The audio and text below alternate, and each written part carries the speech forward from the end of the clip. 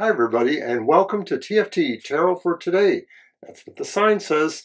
And this is Divine Dabblings with Oberon and Banshee, my show Oberon's outlook on the emotional exchanges, which is a one-card pull for each sign of the Zodiac.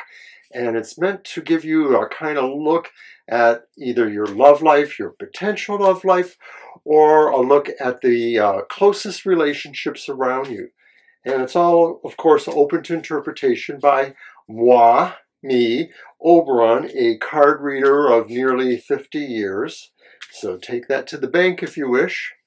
I'm going to pull a card from the Isis Tarot for the collective reading for everybody. And this is just kind of a general tone for the week ahead. And of course, that week is starting today, New Year's Eve, Happy New Year's, going to next Thursday, which should be something like the 5th, I believe. Anyway, here we go.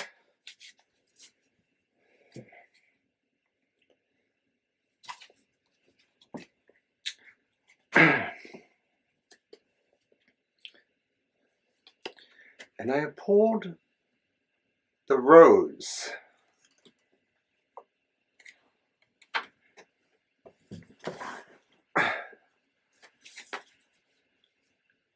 And the Rose is literally an analog or an archetype considerable to the lovers in the tarot. So straight up, it's talking about a high-level love. Choices, but basically a time of love and harmony, wishes, desires, free will, aspirations. So I think that's pretty nice. So I'll leave us with that. And now we're going to go on to the reading. And as I mentioned before, this is a one-card pull for each of the signs of the Zodiac. And I use the Enchanted Tarot by Amy Zerner and Monte Farber. And I want to let everybody know I'm planning on changing the style of the reading and some of the cards I'm using with the new year. I've just gotten a hold of a very appropriate deck for the love vibrations. And of course, I will be doing an unboxing of that particular deck very soon. But I'm hoping to work that into the emotional exchanges. I'm going to keep the Enchanted Tarot because I see a great use for it in another way as part of that reading. So just wanted to let you know that. Look forward to that in the new year. And of course, don't forget that, of course, February brings us to what we here at TFT call Super Tarot Love Month, where we try to cram as much romantic Valentine's Day sorts of features and readings into our format. So watch for more information soon.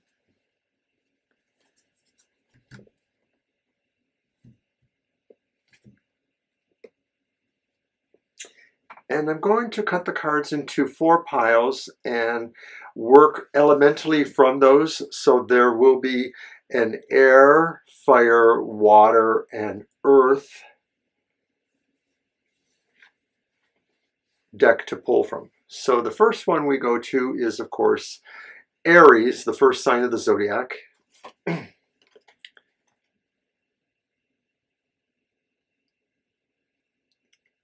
And I have the Hermit.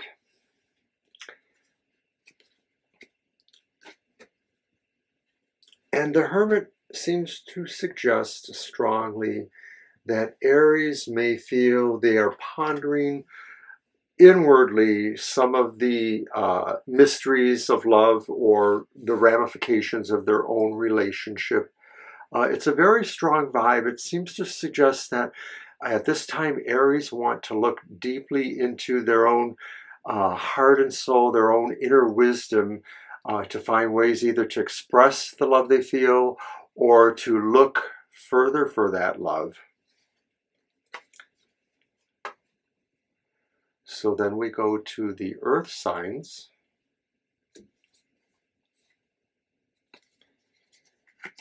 And it's the Five of Swords.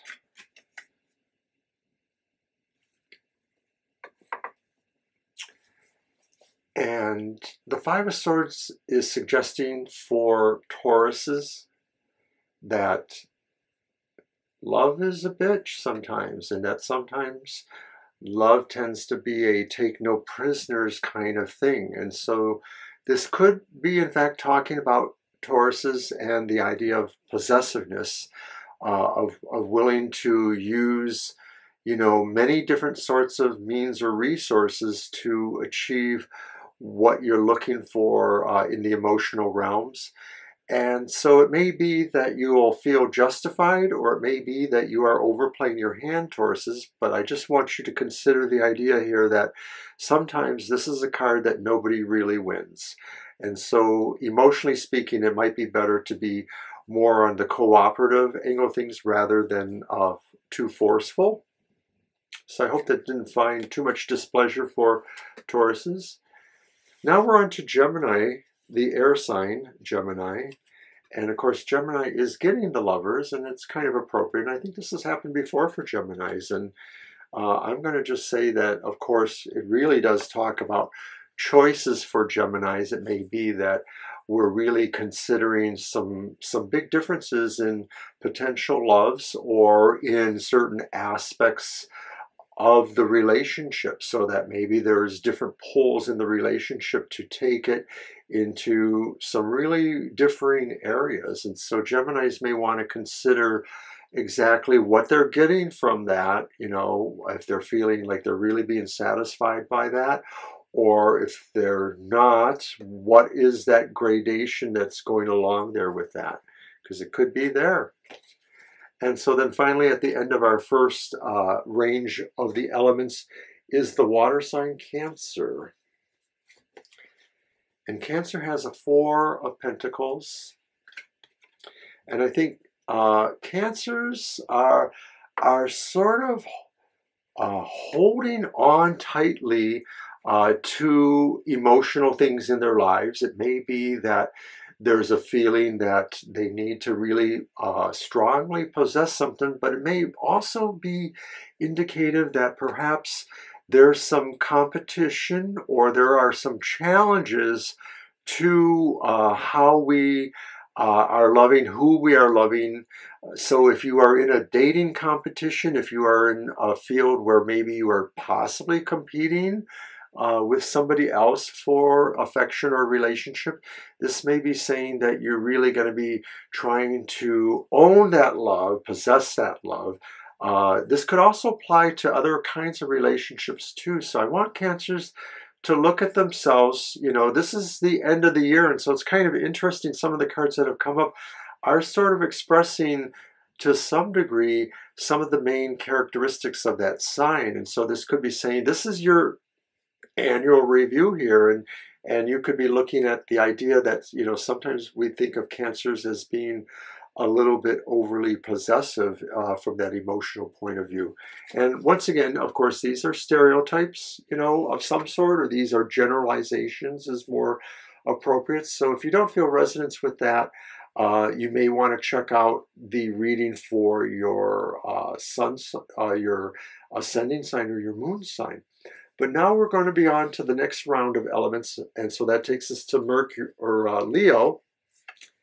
And Leo has the Seven of Hearts. That's the Seven of Cups, also known too. And this card has recently come up in our regular TFT cards of the day, and it may mean something a little bit different here. The Seven of Hearts, I think, here is suggesting that maybe Leos are looking at their emotionality, and or if they're single and they're looking at relationships, that they feel they are magnanimous in the sense that they feel there's lots of things attractive to them. Or, of course, Leos sometimes feel that they are attractive to everyone. I mean, sometimes Leos sort of feel that sense of being, you know, that pure idealization of what everyone else is looking for. So maybe the truth is somewhere in the middle, that it's a little bit of both, and that at this time Leos will find that there's a lot for them to appreciate, whether they are single or not, in terms of romantic ideas, romantic choices, romantic roads to walk upon. So then we're on to the next earth sign, which is Virgo. And another 5, it's the 5 of Wands for Virgos. And 5 of Wands for Virgos suggests that Virgos maybe are considering working with a team. This is a little unusual for Virgos. Virgos tend to want to run the team. So once again, I'm seeing a card that sort of is reflecting on some things about that sign. But it may be saying that in terms of affections, maybe we're pulling back a little bit. We're looking at the field as being a little bit competitive. And so maybe we're being more casual, Virgos, in the way of relationships or love, interest, that maybe we're being a little bit more non-committal. We're being more about the fun of competition. And that's a nice way to enter the new year, Virgo. So, hey, why not? So then from there we move to our next air sign, which is Libra. And Libra has the Fool. The Fool for Libra suggests that maybe Libras, as the usual arbitrator of impartialness from this romantic or relationship-minded point of view, we are stepping forward into something. We are not necessarily stepping forward without caution. I think we are very mindful of instinct, and that's a big plus for Libras because sometimes they are sort of looked at as being more analytical and not necessarily pulled by emotion for some of their decision makings. And I know, once again, it's what we were saying about this reading that seems to be looking at the broader archetypes or resonances of the signs. So I am thinking that for Libras, from an emotional, romantic relationship point of view, they are looking at adventure. They are looking at something new. They are challenging themselves in certain ways. And so if you're already in a relationship, then you may be challenging yourself in that, trying to take it somewhere else, to do something different with it, to take it to the so-called next level. So then from Libra, we move to our last water sign, which is Scorpio.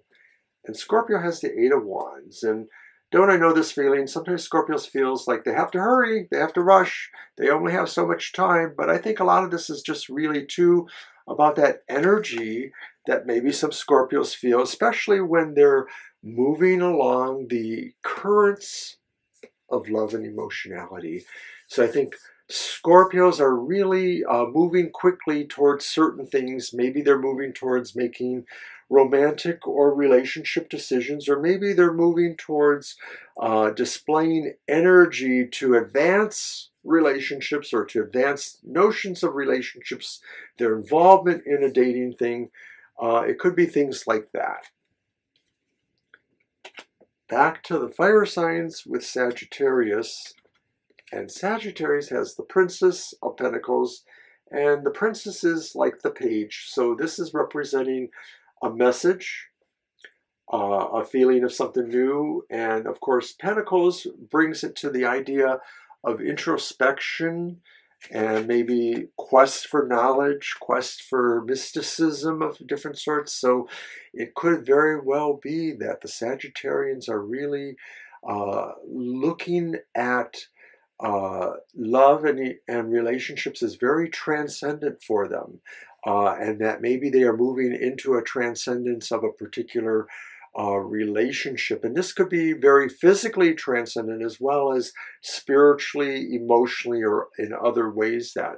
So they're looking for heady experience, I think, or they feel that their relationships are moving that way. Okay, so that was Sagittarius. So now we're moving to Capricorn, the Earth sign Capricorn.